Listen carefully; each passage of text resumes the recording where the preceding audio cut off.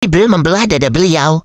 Jibril mengeluarkan hatinya dan mengeluarkan segumpal darah beku sambil mengatakan, "Ini adalah bagian setanmu." Jibril kemudian mencuci dengan wadah dari emas dengan air zam-zam, lalu ditumpuk kemudian dikembalikan ke tempatnya. "Wahai suamiku, perasaanku tidak enak. Secepatnya aku akan membawanya kembali ke Mekah. Aku takut setan telah menggodanya," ucap Halimah kepada suaminya. "Iya, kalian berdua berhati-hatilah," perintah Harits suami Halimah. Setelah peristiwa menggempakan itu, Halimah bermaksud menyerahkan Muhammad kepada ibunya sebelum waktu yang ditentukannya. "Wahai saudaraku, apa yang terjadi sesuatu pada putraku sehingga membuatmu menemuiku sebelum waktu yang telah kita sepakati?" tanya Aminah kepada Halimah. "Iya, memang terjadi sesuatu kepada putramu. Aku rasa kami telah menyelesaikan tugas untuk mengasuhnya. Sekarang saatnya aku kembalikan dia kepadamu," jawab Halimah. "Tunggu, katakan dengan jelas agar aku bisa mengerti sebenarnya apa yang terjadi pada Muhammad," ucap Aminah. Halimah menceritakan peristiwa pembelahan dada Muhammad kepada Aminah dengan suara yang terbata-bata, sedangkan Aminah dengan tenang mendengarkan penjelasan Halimah. "Wahai ibu, anakku, demi Allah setan tidak mempunyai daya upaya untuk merasuki tubuh anak suci ini. Masih ingatkah engkau aku pernah mengatakan kepadamu bahwa kelak Muhammad ini akan menjadi orang yang besar? Sewaktu aku mengandungnya, aku merasakan banyak keajaiban. Apakah keajaiban itu juga terjadi kepada keluargamu?" ucap Aminah. "Iya, kami merasakan banyak keberkahan sejak mengasuh putramu," jawab Halimah. "Jadi tenanglah wahai saudariku, jangan khawatir, insya Allah Muhammad selalu dilindungi olehnya. Aku dan kakeknya telah mempercayakan pengasuhan Muhammad kepadamu," ucap Aminah. Setelah mendengar penjelasan Aminah, Halimah dapat bernafas lega, semua ketakutannya sirna. Begitulah akhirnya Muhammad kembali ke dusun Bani Sa'ad bersama Halimah. Sekarang usia Muhammad telah genap 5 tahun. Tidak lama lagi Muhammad akan berpisah dengan keluarga Halimah. Pada hari itu Muhammad dan anak-anak Halimah sedang asik mengembala kambing sambil berkejar-kejaran. Tiba-tiba Halimah mendatangi mereka dan mengajak pulang. "Wahai ibu, ada apa? Mengapa engkau menyusul kami?" tanya salah satu putra Halimah. Tidak biasanya," sahut putri Halimah. Kedatangan Halimah yang tiba-tiba disebabkan ada perasaan khawatir, terlebih lagi melihat ada 2 orang Habasyah sedang mengintai Muhammad dari kejauhan. "Anak-anak, coba perhatikan langit di atas sana, seperti sebentar lagi akan turun hujan, makanya ibu menyusul kalian kemari," ucap Halimah. "Ah, iya benar juga. Ibu baik sekali menyusul kami," ucap putri Halimah. Kekhawatiran Halimah belum berhenti sampai kedua laki-laki itu mendekati Muhammad. "Hai anak-anak, kau sudah selesai bermainnya? Tadi itu seru sekali," ucap orang itu. "Sebenarnya apa yang paman inginkan?" tanya Muhammad.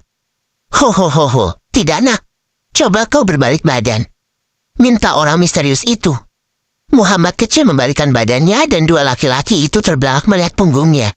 Mereka lalu pergi sambil berbisik-bisik. Aneh sekali kedua paman itu, mereka sangat mencurigakan, ucap salah satu putra Halimah. "Ayo anak-anak, sebaiknya kita pulang sekarang," minta Halimah pada anak-anak.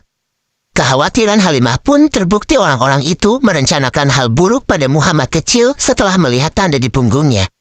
Tidak salah lagi menurut berita yang aku dengar bahwa anak laki-laki yang memilih tanda di antara kedua bahunya itu tak akan Tidak salah lagi menurut berita yang aku dengar bahwa anak laki-laki yang memilih tanda di antara kedua bahunya itu tak akan menjadi orang yang besar. Kita harus mendapatkannya sebelum keduluan orang lain, ucap rencana orang Habasyah tersebut. "Jika kita berhasil mendapatkannya, pasti raja akan memberikan hadiah besar untuk kita," jawab temannya. Hahaha. Tawa jahat orang tersebut.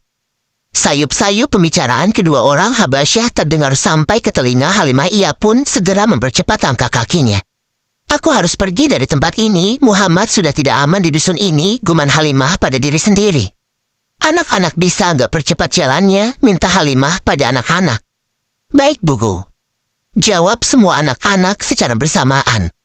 Untung saja meskipun dengan susah payah, Halimah dan anak-anak berhasil lolos dari kejaran orang-orang Habasyah yang ingin menculik Muhammad. "Secepatnya kalian harus berpisah dengan Muhammad. Sudah waktunya ibu mengembalikan Muhammad kepada ibunya di Mekah," ucap Halimah kepada anak-anaknya. "Wahai Muhammad, meskipun kita tidak tinggal bersama-sama lagi, namun kita tetap bersaudara sampai kapanpun," ucap putra Halimah. Kita pasti akan merindukanmu Muhammad, ungkap putra Halimah satunya. Jangan lupakan persahabatan kita ya Muhammad, sahut putri Halimah. Terima kasih semuanya. Aku tidak akan pernah melupakan kalian semua. Sampai jumpa lagi, jawab Muhammad.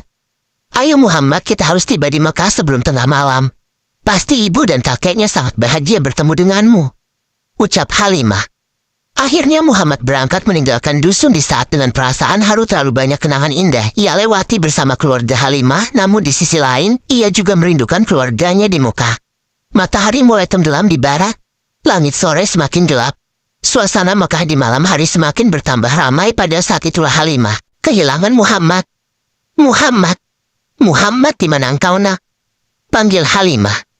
Halimah mencari anak sesuanya itu di sekitar, namun tak kunjung ketemu. Dengan berat hati ia pun menuju rumah Abdul Muthalib.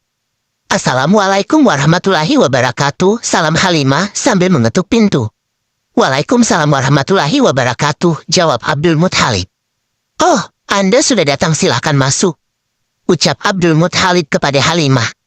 Hiks, hiks, hiks. Maafkan aku. Hari ini aku berniat untuk mengembalikan Muhammad kepadamu. Tapi sampai di Mekah atas, Muhammad hilang. Aku telah mencarinya, namun tidak ketemu. Memang aku belum hafal tempat-tempat di sini. Jadi bagaimana ini? Hiks, hiks, hiks, ucap Halimah sambil menangis. Tenanglah, aku akan mengutus orang untuk mencari cucuku. Engkau tunggulah di sini, ucap Abdul Muthalib.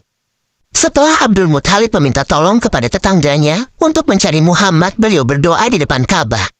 Ya Allah, mudahkanlah cucuku Muhammad untuk kembali kepada kami. Hanya engkaulah yang dapat memudahkan pencarian ini, doa Abdul Muthalib. Tak lama kemudian Abdul Muthalib bertemu dengan Muhammad. Dia diantar oleh Waraqah bin Naufal dan teman-temannya. Ternyata secepat itu Allah Subhanahu wa Ta'ala mengabulkan doa Abdul Muthalib. Kemarilah wahai cucuku, ucap Abdul Muthalib kepada Muhammad. Aku tadi menemukan cucumu di daerah Mekah atas. Seperti ia tertinggal jejak oleh pengasuhnya, ucap Waraqah bin Naufal. Terima kasih saudaraku, ucap Abdul Muthalib kepada mereka. Sama-sama, kami pamit dulu, jawab orang itu. Setelah kepergian Waraqah, Abdul Muthalib mengajak Muhammad untuk bertawaf di Ka'bah.